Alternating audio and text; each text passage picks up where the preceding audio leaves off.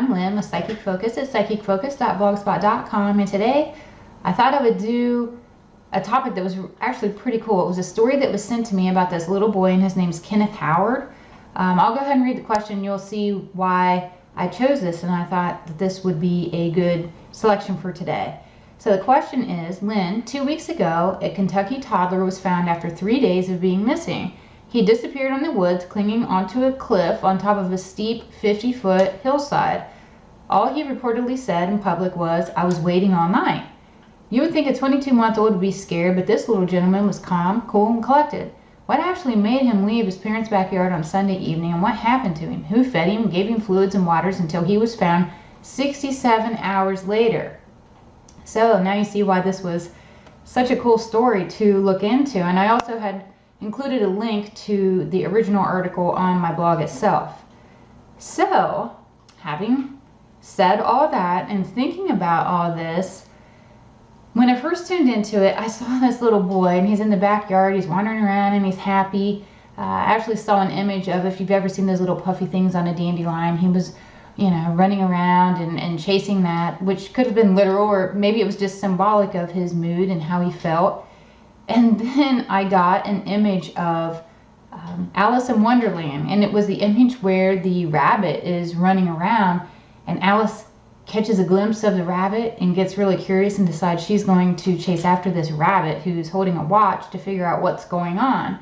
So, granted, this was symbolically showing me that something distracted this little boy and basically led him on this chase to see what was happening.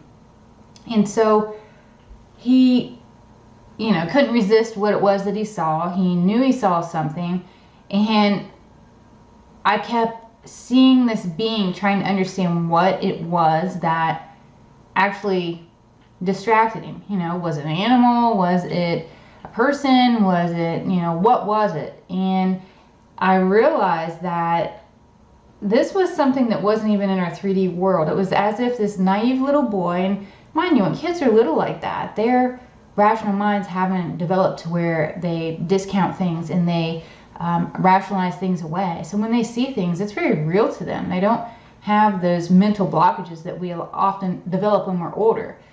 And I got that this little boy saw something that, it's like I almost hesitate saying this, but it looked like a little baby Bigfoot. I didn't see a full-grown parent, and I didn't see more than one. I just saw this little Bigfoot. Looked very childlike to me. And I had this secondary thought after I realized what it was that he tapped into, or what he was able to connect with. I was curious if there was a lot of sightings in this area. I'm not familiar with where he is, and I didn't want to do research, but I'll put that out there for anybody who does want to do research on it. And I also got that this baby Bigfoot was toggling between our world, or 3D world, and their world, which is of a higher vibration. And I've talked about Bigfoot before, how he comes and goes into our, current vibrational 3D world, but also can easily snap back into their own world as well. And I felt like this baby was doing just that. Came into our 3D world, little baby Kenneth saw this baby Bigfoot and basically went off into the woods following after the Bigfoot. And then I got that Kenneth found himself in this really overgrown bushy spot, and I saw the baby Bigfoot finally realizing that this toddler was following him and got stuck. The Bigfoot didn't realize it initially. Kind of had their own agenda, looking for, I don't know, their parent or food, or I don't know. I didn't really tune into what they were doing.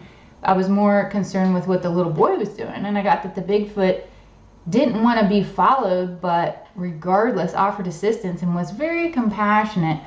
Didn't feel any threat by this toddler, and felt as though wanted to help and look after this little boy. And I also saw that this Bigfoot offered him some kind of berries to eat and provided company, actually enjoyed the interaction.